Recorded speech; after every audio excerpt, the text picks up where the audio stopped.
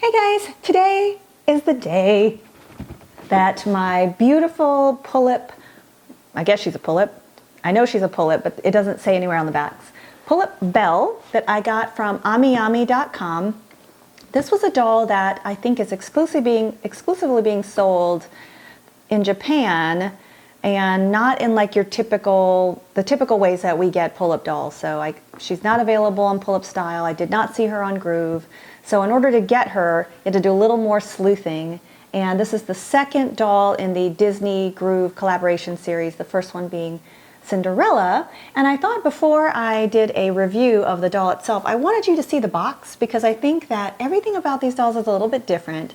The dimensions of this box, which is beautiful by the way, is exactly the same as any other Pullip with the window and just the size, and it's lovely. I'm actually really pleased with the artwork on the box. You can see the animated version. There's some artwork here. Some of the language is in Japanese, and then let me show you the side of the box. I don't know if you can see that. It's very glossy. But just there's the dance scene with Belle and the Beast, and she's in her pretty gold dress. The back is very plain, and then it's another of the same scene on the other side. So just a really beautiful box, kind of plain, but if you look, I mean, I'm looking all over for anything that says Pullip, and there's nothing like that. There is a tiny little sticker that says Disney Enterprises. So again, just another little mystery between Groove and Disney. So let me take her out of the box so you can take a look at her. Okay, so I got Belle out of the box, and I gotta tell you just right off the bat, there's some things I've noticed that are very good and some things that I'm a little bit shocked in the matter of quality control, because her wig is one of the absolute worst I have ever touched. It has fallen apart. The way she was packaged, it looks like her wig was messed up. Before I get to this wig though, which is a mess, I am going to talk about her stock here.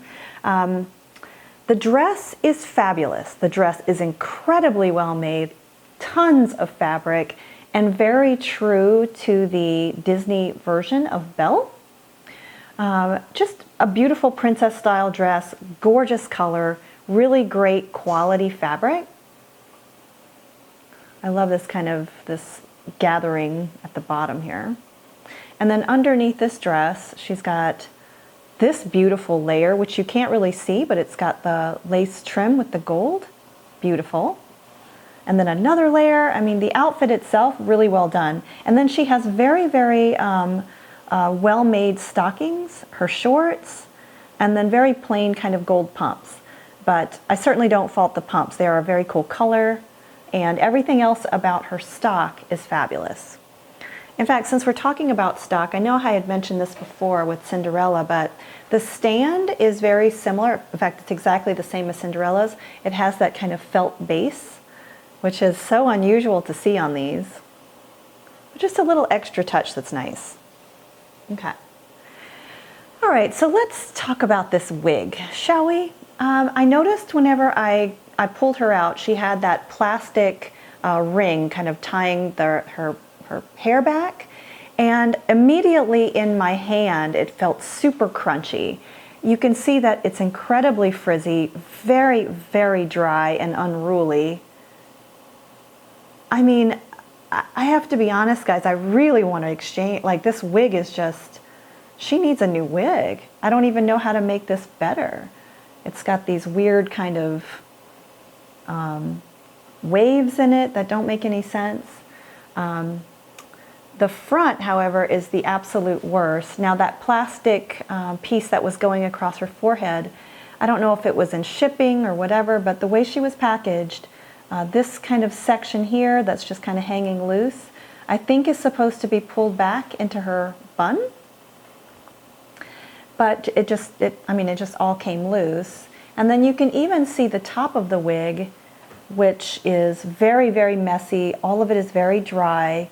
Even the bun is very messy, which is just a shame. It breaks my heart, frankly, because the doll itself is beautiful.